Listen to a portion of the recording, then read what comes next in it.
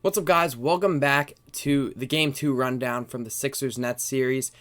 Sixers came back from a deficit early in that game, and they were able to beat the Nets. I was pretty confident almost the whole game that they would come back, but the Sixers did what they needed to do, and they took a commanding 2-0 series lead against the Brooklyn Nets. Now we're going to go back to Brooklyn and hope to finish off a sweep, or at least knock out one game, because if we knock out one game, it'll be pretty sure that we're going to win this series. So let's see if we can do that. But before we start the video, I just want to tell you guys, I got the new camera angle going, so let me know how this looks out. I don't love this camera angle just because everything is mixed up on my desk. I just needed the lighting to be good, so I'm trying out this for a video, seeing how it looks compared to my other ones. It's night outside, as you can see. I just watched the Phillies get one hit in the last game of the doubleheader. It's 10 o'clock right now, so I'm trying to get this video out. So just let me know what you guys think of this new camera angle, because I'm trying something new for the video, but I don't plan on keeping it. But let me know what you guys think. Also, let me know what you guys think about Game 3. What's going to happen in Game 3? It's going to be the first game in Brooklyn for this playoffs, so let's see how that turns out. So let's just get them right into the stats. So on the stat line, let's talk about Tyrese Maxey. Tyrese Maxey was incredible. I love Tyrese Maxey. He's my favorite Sixers player. He's my favorite player in the NBA right now. He's just incredible. He had 33 points on the day. I feel like Tyrese Maxey has that clutch factor in him that a lot of players you don't see have. Tyrese Maxey hits shots when it matters most, and he hits big shots when it matters. I believe he had 6 3-pointers. Yeah, he was 6 for 13 in 3-point field goals, and he was 13 for 23 in field goals in general. So he's almost shooting 50% from the arc, and he's shooting over 55% for regular field goals. With 33 points along with that, he didn't have any assists, but he was the main shooting guard type player in this game. James Harden, on the other hand, the other guard, he didn't play well yesterday. He did not have the game that you want to see, which was kind of disappointing after his stellar Game 1, but it gives you optimism that he can bounce back for Game 3. So hopefully he can bounce back, because he only had 8 points, and he wasn't doing much in the assist categories either. He only had 7 assists, 4 steals, which was nice, and only 5 boards to go along with that, so he didn't even get double digits in any categories. But Joel Embiid had 20 points, but here's what mattered most. He had 19 rebounds. Joel Embiid had 19 rebounds with 2 offensive rebounds to go along with that. He was just a monster on the glass.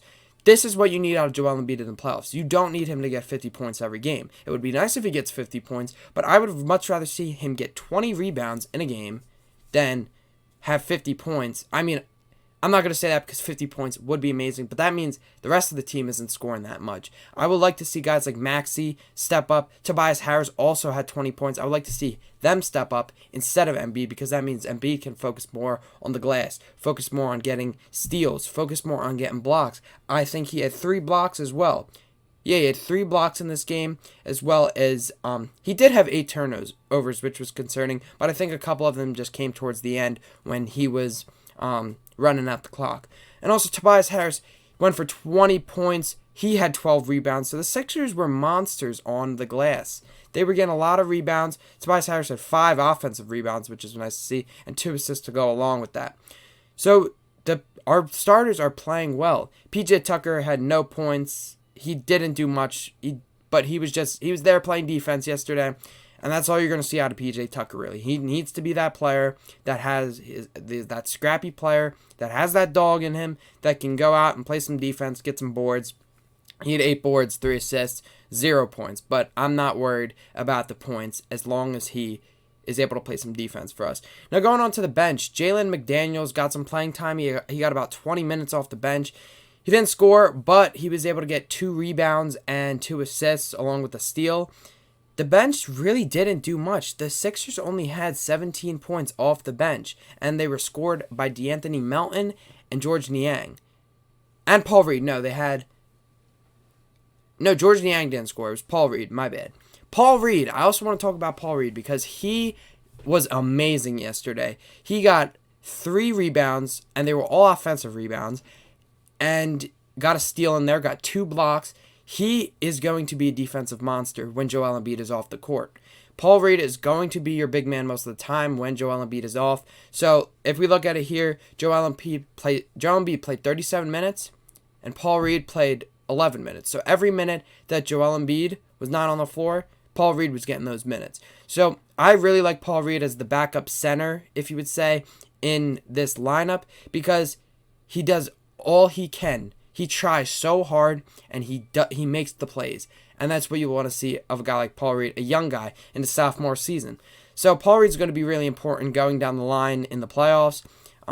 He got a little bit of playing time last year, and he was a big factor against the Raptors in that first round series last year. So I really want to see how he is against Brooklyn in the rest of this series. And then moving on, if we face the Celtics or maybe the Hawks in the second round, but the Hawks are not looking good in their first round series. They're down 2-0. I could try to show you guys my predictions for the bracket. I made a prediction for the bracket, but maybe I'll save that for a separate video of giving you my whole bracket predictions.